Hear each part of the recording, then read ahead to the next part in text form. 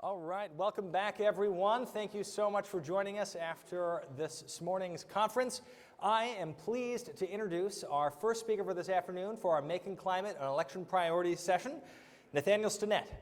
Nathaniel is the founder and executive director of the Environmental Voter Project, a nonpartisan, yes, first and foremost, a round of applause. We love Nathaniel. The Environmental Voter Project is a nonpartisan nonprofit using data analytics and behavioral science to mobilize environmentalists to vote. Named one of 5 global climate visionaries by the New York Times in 2018 and dubbed the voting guru by Grist magazine, Stinnett, yes, is a frequent expert speaker on cutting-edge campaign techniques and the behavioral science behind getting people to vote. He has held a variety of senior leadership positions on U.S. Senate, congressional, state, and mayoral campaigns, and he sits on the board of advisors for MIT's Environmental Solutions Initiative. He lives in Boston with his wife and 2 children. Please join me in giving a hearty CCL welcome to Nathaniel Stinnett. Thank you so much.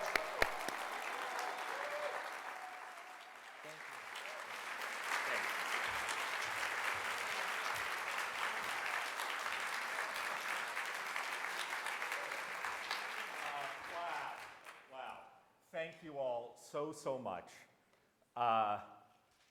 Gosh, you spend so much time working on the climate crisis and the democracy crisis and feeling anxious each day. And to see this tremendous group of climate activists is such a balm for the soul. We've got a lot of work to do over the next 149 days, but if you're anything like me and you feel anxious sometimes about all that's going on, try to remember this, because this is pretty incredible. This is pretty incredible. So,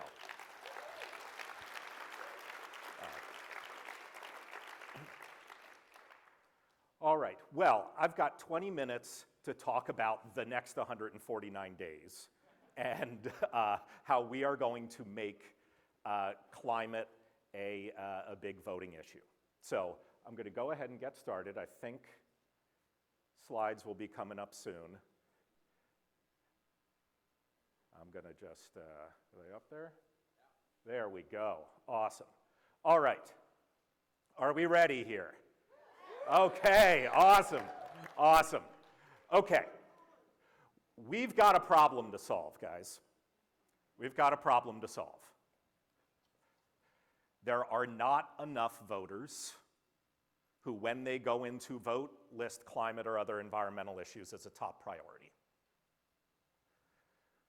People who are part of an issue constituency group like to pound their chest and always pretend that they are stronger than they are.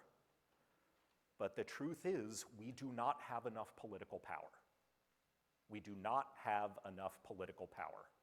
And a lot of that comes from this: not having enough climate-first voters. And one way to illustrate this is looking at polls that ask people what their #1 issue priority is. So I'm going to take you back in time, not too long, but just to the last federal election, the midterm election in 2022. This was a poll of likely voters in battleground states. They were asked what their top 3 issue priorities were. 15% listed climate or some other environmental issue as one of their top 3 priorities. Not bad. Certainly better than we would have seen in the 2018 or 2014 midterms, but not good either. This isn't nearly where we need it to be. And when we drill down even further and ask people what their #1 issue priority was, 4%. Just 4% listed climate and the environment as their #1 priority. I'd like to suggest to you that this may be the biggest problem we face in the climate movement. And yes, this is just one poll, but I promise you it is no different from any poll of likely voters in any election happening anywhere, whether it's for Boise City Council or President of the United States or anything in between. When you ask voters to list the issues they care most about, almost none of them say climate and the environment.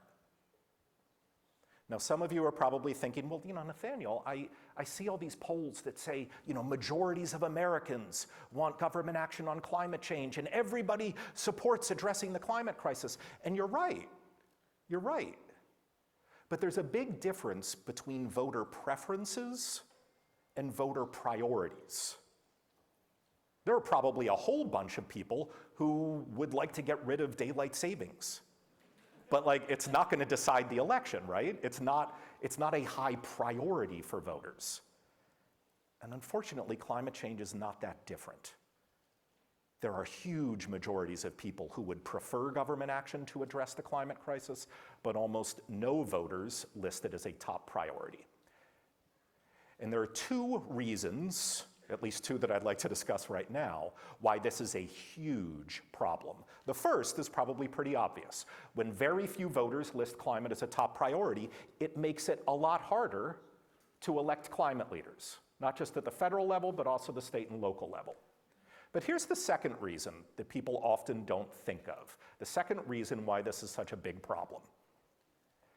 Even when we do elect the right people, even when we do elect great climate leaders, we all know they can't just snap their fingers and get everything they want done, right?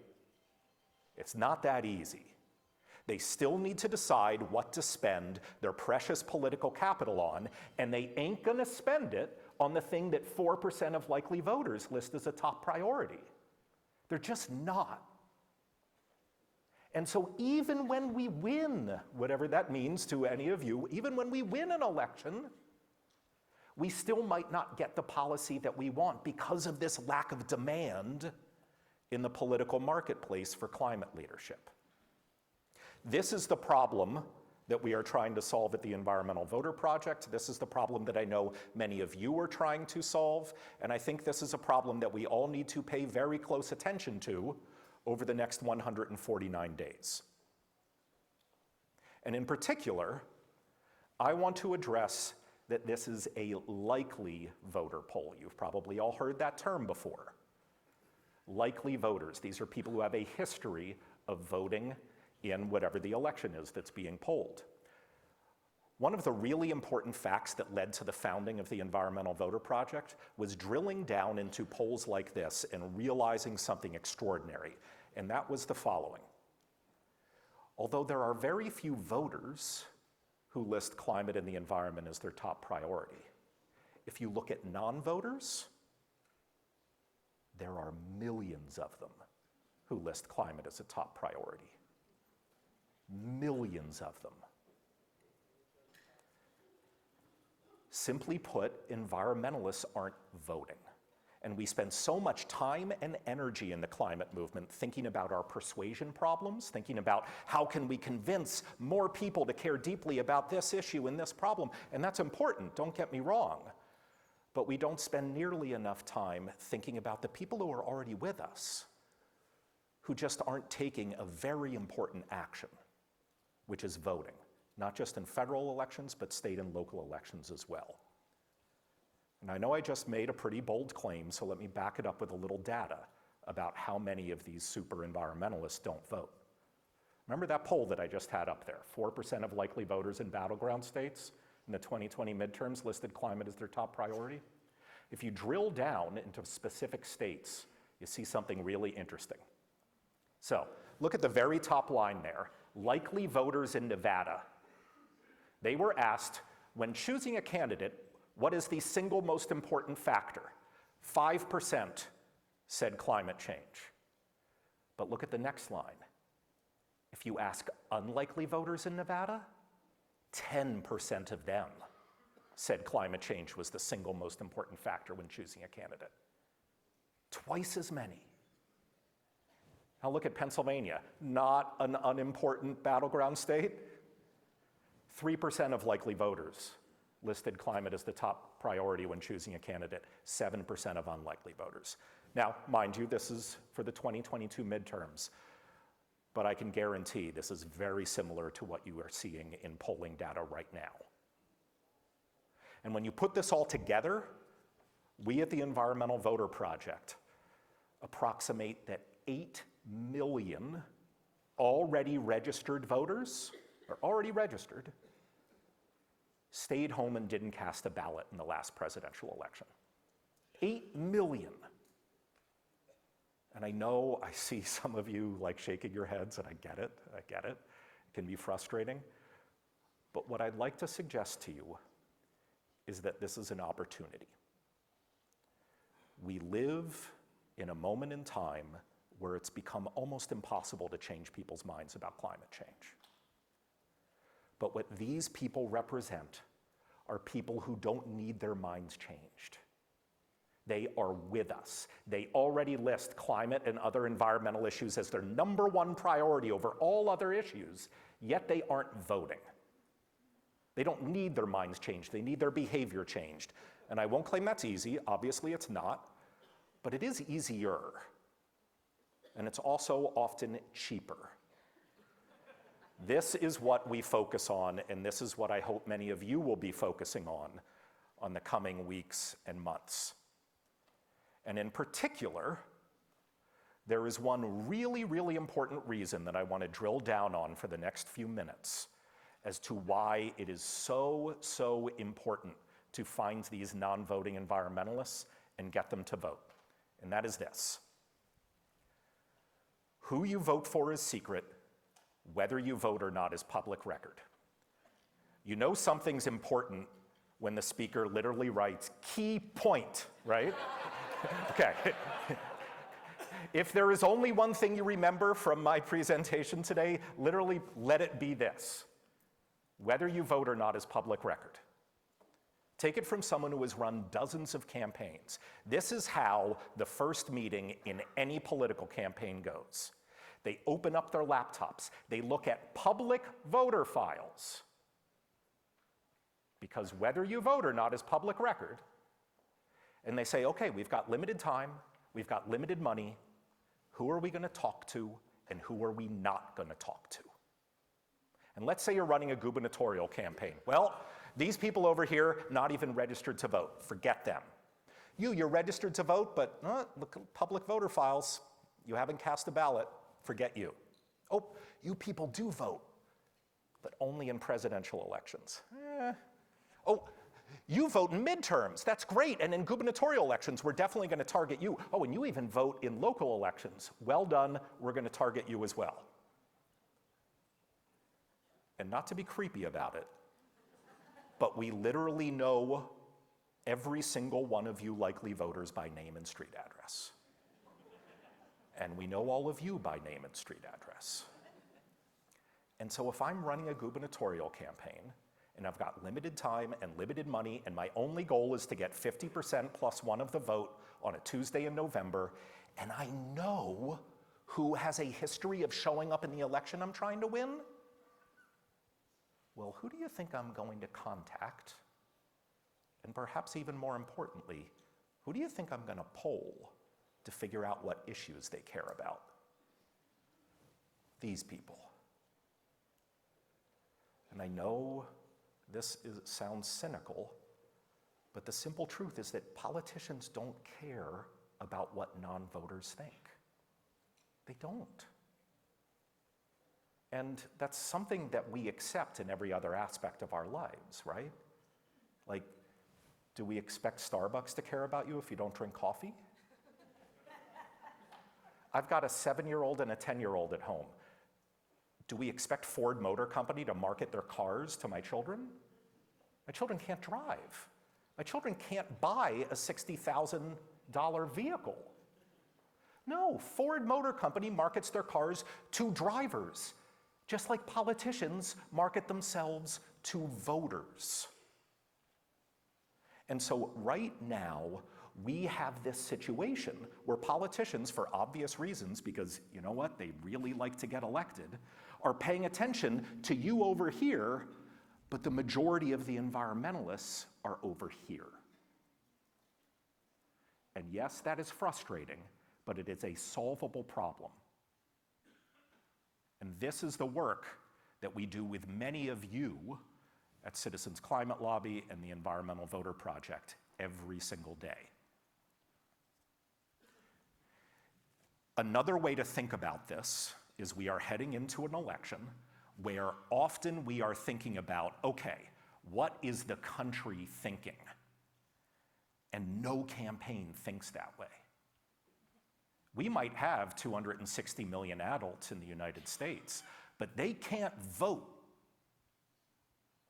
We have 240 million eligible voters in the United States, but they can't vote either, because we have to do this weird thing called like registering before we can even vote. Even if we're allowed to vote, you need to register. We've got 221 million registered voters. Did they all show up? Nope. Last presidential election, highest turnout in American history, 160 million voters. We probably won't hit that again. 22, the midterm, had 112 million. This is how you need to start thinking, especially in the political context. Voters, for better or for worse, carry much more political power with them than non-voters do. And again, I'm going to say it a few more times so you don't forget it. Whether you vote or not is public record. It is public record. And it just so happens that if you're thinking about the people who care deeply about climate, there are a lot of them among registered voters, depending on the year, anywhere from like 18 to 23 million, but far fewer of them cast ballots in presidential elections or in midterm elections. And our job is to find these people who are already registered to vote and list climate as their top priority and push them into the electorate. Because when we do that, not only do we change the outcomes in particular elections, but we change how politicians make policy. Because if there is just one thing that Democrats and Republicans all agree on even now, it is, boy, do they all really like winning elections. I mean, nothing motivates a politician more than the prospect of winning or losing elections. And so they go where the votes are. It's the brutal arithmetic of how democracy works. Either you go where the votes are, or you don't get to be a politician anymore. And so if we work hard for the next 149 days, flooding the polls with climate voters, every time you are visiting a policymaker's office, it will become easier and easier and easier to convince them to lead on climate. Because even the most courageous politician has to be a politician. They need to win election.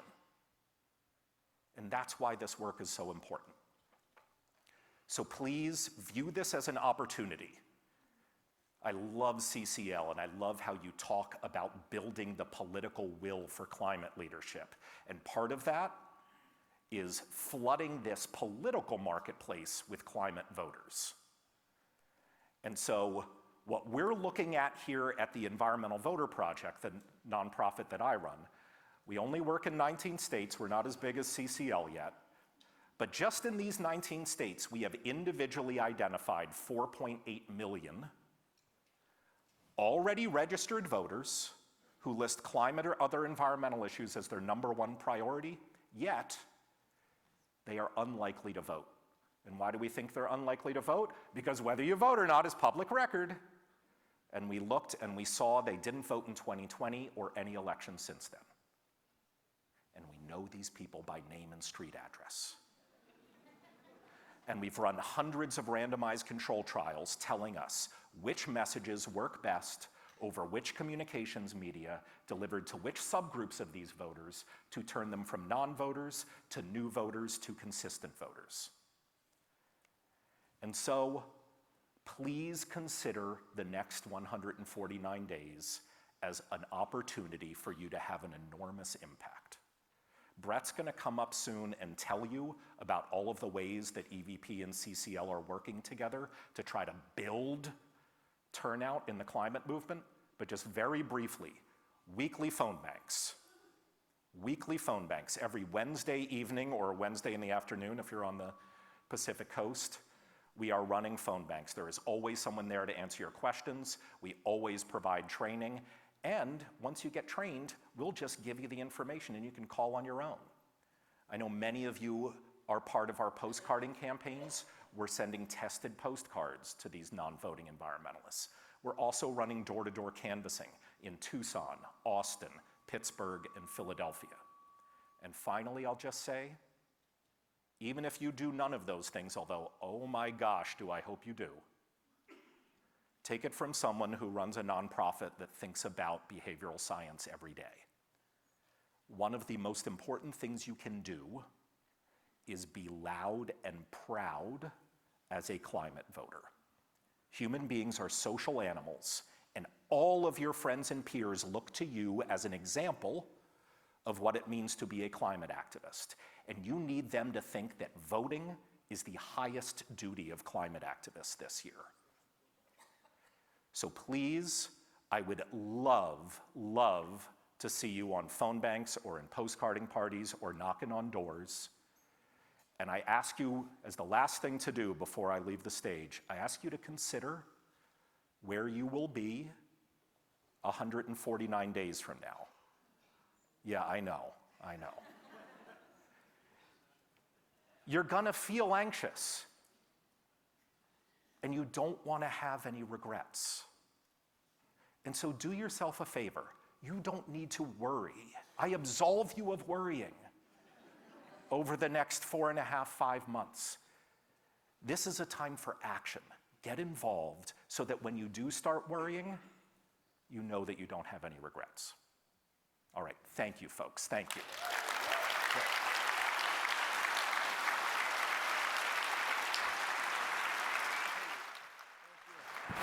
We so appreciate you. Thank you, Nathaniel. Thank you. Yeah.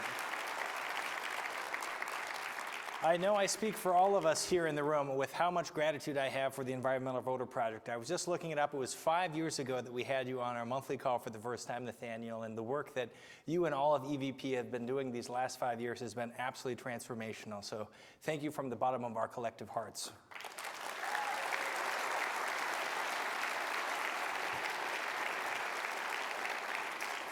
All right, so we are actually going to dive into the topic of elections connected to CCL, because I'm guessing if you're like me, you might be noticing the topic of voting coming up more and more in your communities as we get closer to the election day. So we wanted to make sure to share with you an update on how CCL has already been engaging in elections-related activities this year, and how you and your team can also add to your climate advocacy toolkit by getting engaged after this conference. And before I jump into this overview, I just want to give a special shout out and thanks to my colleagues Stephanie Mungia as well as Tony Cerna, who helped prepare this presentation. So a big shout out to all of their work as well. Specifically, we want to narrow in on what we can do as CCLers to make an impact by continuing to build on our unique strengths. And what are they, you might be asking? Well, I'm talking about 3 things. Grassroots power, relentless yet respectful appreciation, and nonpartisanship. So that first one, let's dive into each of them, is that we are already in communities across this country. Districts of all political leanings and demographic makeups have trained advocates ready to jump in and talk about their favorite thing, the need for climate action. And that's some real grassroots power across the country that we can leverage to fundamentally shift the conversation around climate as a voting issue. We can do this through a lot of different ways, and which you choose is going to be ultimately up to what your strengths and interests are. So if you and your chapter are trusted messengers in your community, you can use that to amplify the information that's already circulating around climate and elections, like we've heard Nathaniel already highlight, sharing resources on social media, penning op-eds or letters to the editor that help your community members make that connection between climate change and voting. And you can also do the following: signing up to table in your community to encourage people to register and vote. There's an election season tabling kit on, guess where? CCL community. And if your state is doing enough to get out the vote already, try hosting a postcarding party with your chapter. I know looking around the room, we've had dozens of groups that have already been engaged on this, having a lot of fun and inviting your friends and family to join in. Our volunteers in Washington State would also love help from all of us across the country to send postcards about ballot initiative 2117, which would roll back their climate law, including the carbon price. So know that all across the country, there's opportunities and chapters coming up with creative ideas to spread the word about being a climate voter. And for example, I know that CCL Wisconsin is planning to send 20,000 postcards for both the primary and the general election. We have, yeah, you can give a round of applause. That's a big number, but just wait. CCL Texas is planning to send 40,000. Well, all right, I guess everything is bigger in Texas. And as a CCL community, collectively, we plan to send 54,000 postcards during the primary election and an additional 105,000 during the general election. So yesterday alone, those of you that already jumped in, feet first, at our postcarding workshop in the afternoon, helped us jumpstart that process by sending hundreds of postcards. So big round of applause for all of you that have already initiated and made that happen. Amen. So if your schedule is flexible or you also have more time on your hands, you can also show up to the following: town halls, candidate forums, asking climate questions. We're going to have more training on this throughout the summer. In too many races, climate barely gets brought up still in this day and age. And how can anybody be informed as a climate voter if candidates never have the chance publicly to answer and respond to questions being asked about their own climate plans? We can fill that gap and make a difference, and as CCLers, make sure that every candidate event includes a climate question. That's a personal challenge I know we're all up for the occasion on. We also know this: our second strength is a throwback to what CCL's founder, Marshall Saunders, said when he described what was needed to address climate change. When he described the group that we would ultimately become, he told the world the story of us being relentless and unstoppable, yet friendly and respectful. We must lean into this balance. So every time that you interact with a candidate, remind them that you care about climate, even if it's the 10th time that you've brought that up. Be relentless and respectful. And as I said earlier, we must challenge ourselves in these months heading into the election to venture outside of our comfort zone and push ourselves to shake hands, state cases, and say something like what I might imagine saying at an event. I care about climate change because with our rapidly warming winters, I want my two sons to have the same winter outdoor recreation opportunities that I've had growing up. What is your climate plan to address and solve this if elected? This is our special strength, because even in a political landscape that paints CCL and climate change out to be a wedge and not a bridge issue, we know how to have a respectful conversation about climate action. And in fact, looking around the room, all of you collectively, since April 1st, have helped us achieve over 31,000 of these conversations. A huge round of applause for the efforts that you've made in having each and every one of those conversations. Thank you. We'll be hearing more about those conversations tomorrow on the next panel. And in addition to our persistence in talking to candidates, we also should be persistent in talking to our community members, our friends, our family, our loved ones. These all don't have to be in-person conversations, but this summer and fall, get out there and table with a focus on making sure that you are getting people to vote for candidates who are strong on climate. And if tabling doesn't happen to be your vibe, do some postcarding instead, like we've already highlighted. Our chapters in Wisconsin and Texas are leading the way on that. And our third strength is this: we view climate change for what it ultimately should be. It's a nonpartisan issue. And that means that our approach is fundamentally different from many other organizations. And we have worked hard to position ourselves as a convening space for people of different backgrounds and different political ideologies. I know that in an election year, our instincts can jump straight into endorsing a particular candidate or another all or nothing way of thinking, but that ultimately doesn't help us to move the conversation forward in the way that productive dialogue can. And as CCLers, we can host these dialogues. In fact, we've done this very thing successfully before, like how chapters in California's 16th Congressional District recently hosted a well-attended climate-focused candidate forum. You can read more and learn all about it on our CCL blog. And we don't lose anything by making the effort to facilitate an engaging conversation about climate with candidates from across the political spectrum. But we do stand to lose everything if we continue to perpetuate echo chambers.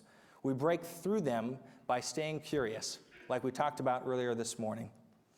And the best part about all of these activities is that they have one simple unifying message, and that is this: government action on climate change is good for you. So, whether you're an elected official introducing legislation to bring new energy projects to your district, or a community member who is becoming gainfully employed by that energy transition, thoughtful climate action benefits all of us. And that relentless, grassroots, nonpartisan organizing that we've been doing for more than 15 years now has been changing the electorate. If we can amplify that to candidates through our participation in town halls and in meetings with them, we'll see more and more candidates coming to the table and having that climate plan we're looking for. So if you've been waiting for an invitation to join us in getting out the climate vote this year, consider today your official invite. We've been hard at work already, and we can always use more hands. A few opportunities to explore. Number one, student advocates from the higher education and national youth action teams have developed the Climate Goat campaign. Climate Goat. You might be wondering, what is a climate goat? Well, let me tell you, in this context, GOAT means greatest of all time. So we are mobilizing to be the climate vote and get out, or be the climate goat to get out the climate vote. And we're mobilizing students from middle school through grad school to have conversations with their peers and family about the importance of climate change as an election issue. We've heard all kinds of stories on how elected officials have had a change of heart towards climate after a conversation with their kids or grandkids. And what if we could replicate that on a national level? This is the campaign where we're finding it out, and we've already had over 270 conversations with our young adults across the country. So find out more. You can seek out myself or Sharon Bagatelle and go to cclusa.org/climategoat. We also have an amazing action team called the Election Engagement Action Team. They've been working hard all year and have developed some great resources for getting out the climate vote. You can find all of these on their action team page in CCL Community, including that social media kit, tabling materials, climate voter merch, and guidance for participating in climate events, as well as how you can get directly involved with EVP and sign up for those next opportunities for phone banking and postcarding. I encourage you, if you haven't yet, to click Join on the Election Engagement Action Team's page to get involved. And the action team has also been phone banking every single Wednesday since January 24th. That's 20 straight weeks. Raise your hand if you've had the chance to help out for one of those Wednesdays before, looking out the room. Thank you. Thank you. We've already logged over 3,580 conversations, nearly 20,000 minutes, and we're going to continue to do that through October. So we look forward to seeing you there on Wednesday. And I'll just close by saying this.